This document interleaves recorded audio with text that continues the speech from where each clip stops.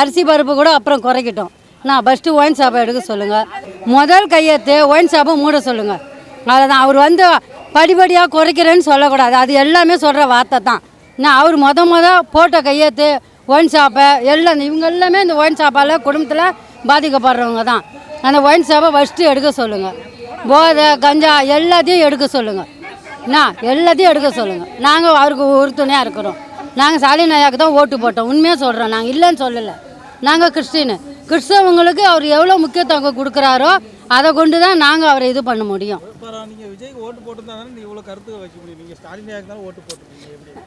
இருந்தாலும் யார் வந்தாலும் அவர் எங்களோட அவருக்கு போட்டோம். நாங்கள் இவருக்கு நாங்கள் மறைக்கல.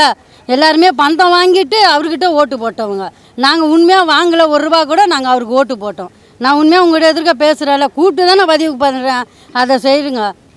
இன்னும் அந்த கஞ்சா அபின்னு எல்லாத்தையும் எடுக்கிறேன்னு நினைக்கிறாரு. ஒயின் ஷாப்பை ஃபஸ்ட்டு மூட சொல்லுங்கள். எல்லா குடும்பமாக இதை பாதிக்கப்பட்டுக்கிறாங்க. எங்களுக்கு அரிசி பருப்பு கூட அப்புறம் குறைக்கட்டும். ஃபஸ்ட்டு ஒயின் ஷாப்பை எடுக்க சொல்லுங்கள். பிள்ளைங்கள இந்த கெடுக்கிறாங்க இல்லைங்களா, அவனுங்களுக்கு உடனே தண்டனை கொடுக்க சொல்லுங்கள்.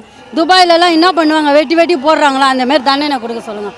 அவ்வளோதான் சார் எங்கள் கருத்து. ஒரு தப்பை நம்ம தண்டனையை கொடுத்தோம்னா அது மறுபடியும் பண்ண மாட்டாங்க. அந்த தப்பை மீண்டும் தானே பண்ணுறாங்க. அந்த தப்பை அது யார் ஏற்றுக்கிறாங்க? அதை சொல்லுங்கள் பார்க்கலாம். குழந்தைங்க 2 வயசு குழந்தைங்க எவ்வளோ பேர். நான் உண்மையாக ஒத்துக்கணும் இல்லை சார். நான் அவருக்கு தான் ஸ்டாலின் ஐயாவுக்கு தான் ஓட்டு போட்டேன். ஆனால் இவர் ஜெயிச்சார். இருந்தாலும் எல்லோரும் சேர்ந்த பேர் தான் இவர் உக்காந்துக்கிறாரு. எல்லாரோட அவர் நிறைவேற்றணும். நாங்கள் நகை நெட்டுக்கு அவருக்கு இது பண்ண கேட்கல. ஃபஸ்ட்டு இந்த ஒயின் ஷாப்பை மூடிட்டோம். பாக்கு அவின்னு அதெல்லாம் வந்துக்குதுல. அந்த பிள்ளைங்க ஊசி போட்டுக்குது. இந்த டவரில் எவ்வளோ ஊசி போட்டுதுங்க தெரியுங்களா? அந்த வாலிப பசங்க எல்லாத்தைங்களும் அதுங்களெல்லாம் தடுத்து செய்யுங்க. அவ்வளோதான். செய்வார்னு நான் நம்புகிறேன் சார். இந்த எல்லாரையும் பிள்ளைங்களை கெடுக்கிறாங்க சொல்கிறீங்களா, அவங்கள உடனே தண்டனை கொடுப்பாரா? இதுதானே சிஎம் எல்லாருக்கும் சொல்கிறாங்க. முன்ன அதை செய்ய சொல்லணும். செய்யட்டும். அதெல்லாம் செய்யட்டும். அவர் போட்ட ஒன்றுன்னா அவர் நிறைவேற்றிக்கிட்டோம். இந்த 6 மாத காலத்தில் என்னென்ன செய்கிறேன்னு சொன்னாரோ எல்லாத்தையும் செஞ்சு முடிட்டோம். அப்புறம் மீண்டும் அவர் அந்த ஆட்சியில் அவர் நல்லா செய்யட்டோன்னு நாங்கள் ஆசீர்வதிக்கிறோம். இதுக்கு முன்னாடி நம்ம டே டு டே ஆக்டிவிட்டி மாதிரி தான் எல்லாம் வருவோம் போவோம் எல்லாம் பண்ணுவோம். பட் அடுத்த 5 years பீப்புள் ஆர் எக்ஸ்பெக்டிங் மோர். ஒரு நாளுக்கு விஜய் இது பண்ணுவாரா அது பண்ணுவாரா எல்லாம் எக்ஸ்பெக்ட் பண்ணுறாங்க. ஸோ கண்டிப்பாக ஒரு சேஞ்ச் நடக்கும். அட் டைம் எல்லோரும் எக்ஸ்பெக்ட் பண்ணுறாங்க. இது நடந்துடும் அது நடந்துடும். கண்டிப்பாக நடக்காது. ஒரு டைம் வேணும். அவருக்கும் டைம் வேணும். என்னென்ன மேனேஜ்மெண்ட் எல்லாம் பண்ணுறதுக்கு. பெண்கள் பாதுகாப்பு இல்லைன்னா அது ஃபஸ்ட்டு நம்ம வீடு அவங்க இதை நம்ம சேஞ்சஸ் பண்ணிக்கணும். விஜய் வந்தாலும் கண்டிப்பாக சேஞ்சஸ் இருக்கும். இது எக்ஸ்பெக்ட். சாதாரண வெற்றி கிடையாது. ஆக்சுவலி ஒவ்வொரு தொகுதியிலையும் வந்துட்டு பார்த்திங்கன்னா லைக் 20 கூட்டணி அவங்க பக்கம், இந்த பக்கம் ஒரு 5 கூட்டணி இருக்காங்க.